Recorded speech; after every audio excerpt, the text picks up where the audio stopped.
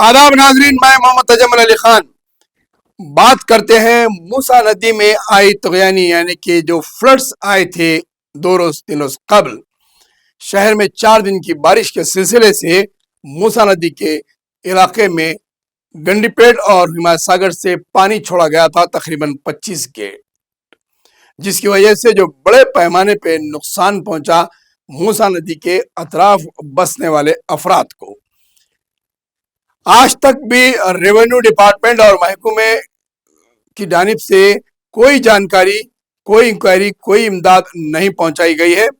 ना ही revenue department, ना ही बल्दिया का डिपार्टमेंट, ना हाइड्रा का डिपार्टमेंट इन इलाकों का दौरा करते हुए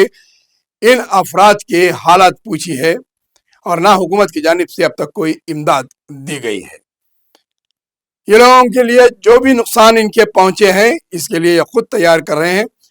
मलकपेट के एमएलए की जानिब से कुछ राशन का किट्स दिए गए और दिए जा रहे हैं।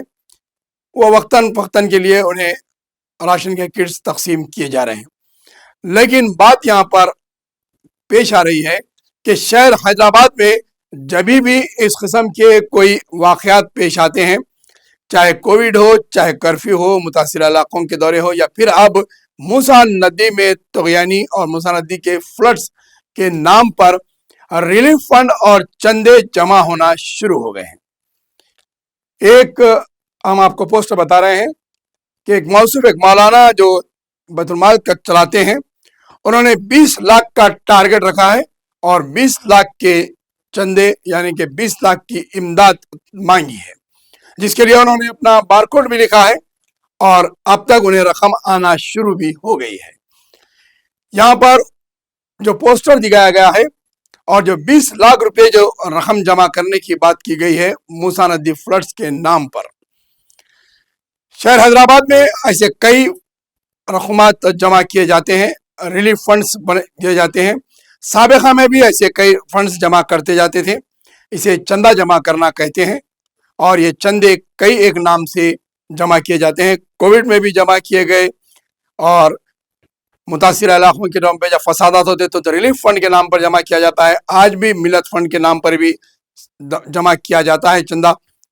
और आवाम की फलाही बाबत के लिए काम पैसा लाया जाता है। लेकिन चंद सालों से हम ये देखते आ रहे हैं कि जो अफराद इस तरीके से मिलत के नाम पर फंड्स जमा कर रहे हैं, इन्हें बेहतरीन सलाहियत का हामिल माना जा रहा है, क्योंकि आवाम के पास से फंड्स जमा करना कोई मामूली बात नहीं है, कोई आसान बात नहीं है।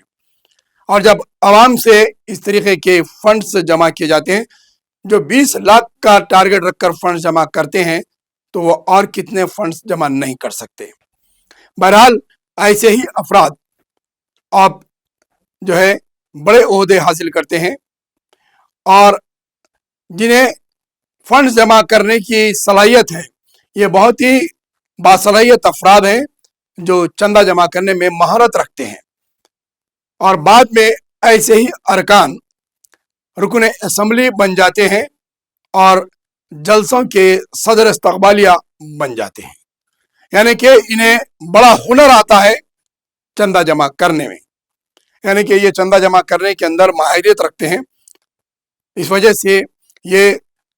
जलसे रहमतुल आलमीन के इस्तकबालिया के सदर भी बन जाते हैं, कई और दीगर जलसों के सदर इस्तकबालिया बन जाते हैं,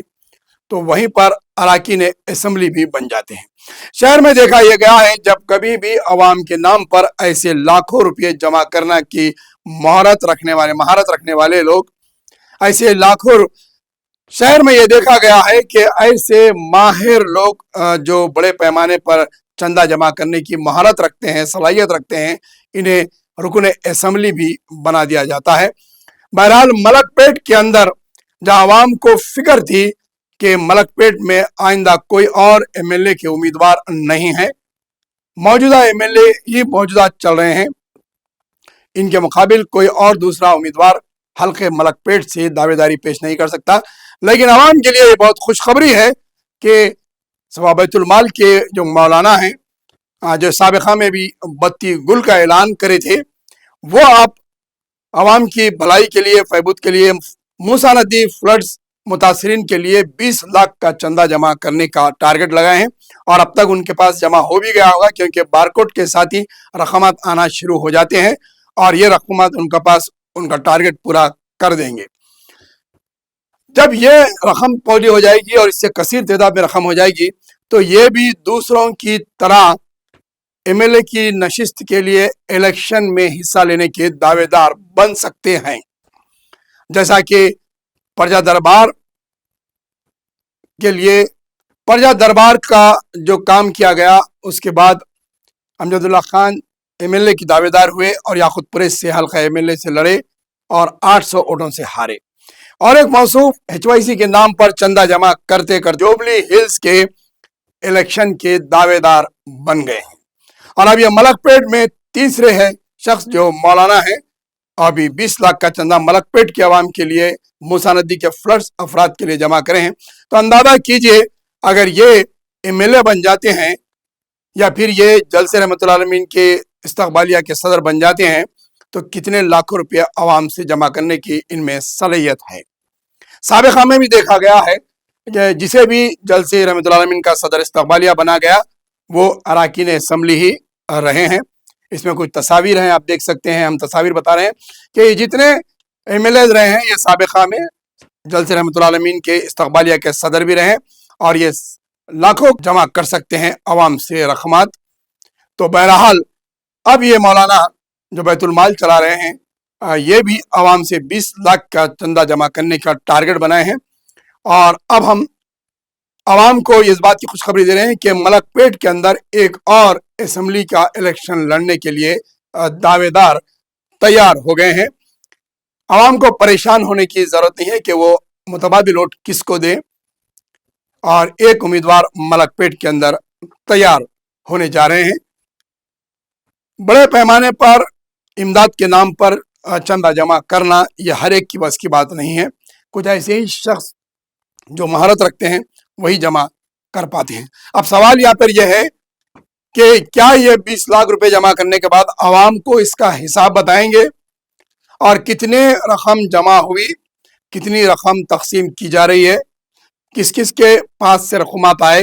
کیا یہ اس کی تفصیلات عوام کے سامنے رکھیں گے؟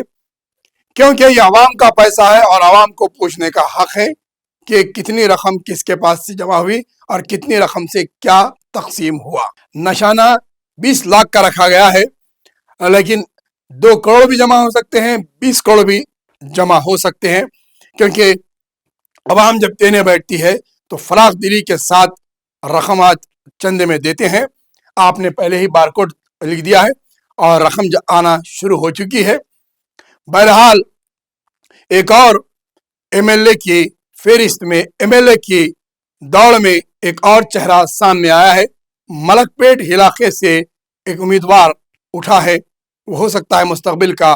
ایم ایل اے بھی بن جائے اور مستقبل کے صدر استقبالیہ بھی جلسے رحمت اللہ علیہ کے بن سکتے ہیں۔ بہرحال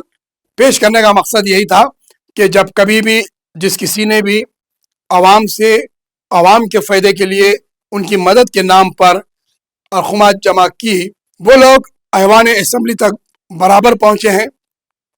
یعنی کہ عوام کا ووٹ اور عوام کی رقومات اسمبلی کے ایوانوں تک پہنچا دیتی ہے۔ یعنی کہ جو عوام سے رقم لے سکتا ہے وہ عوام سے ووٹ لیتا ہے، بعد میں پھر ایوان اسمبلی میں جاتا ہے، اور ایسے افراد حکومتوں سے کتنا کام لے سکتے ہیں، یعنی کہ جو افراد عوام سے لاکھوں روپیہ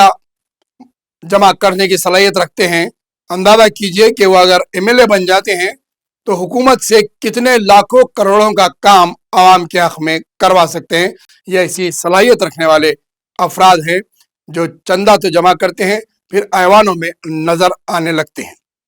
یہ تھی ایک خصوصی رپورٹ جو ہم آپ کو بتا رہے تھے۔ ہمارے چینل سے بتانے کا مقصد یہی ہے کہ عوام کو ہر چیز سے آگاہ کریں، ہر حلقے میں کیا ہو رہا ہے، ہر حلقے میں کون دعوے دار ہے، موجودہ افراد کیا کام کر رہے ہیں، یہ عوام کو جاننے کا حق ہے، اور ہم ہمارے چینل کے ذریعے سے یہی کوشش کرتے ہیں کہ عوام کو ان کے حلقوں کے مسائل اور ان کے حلقے کے بارے میں انہیں جانکاری پہنچاتے رہیں۔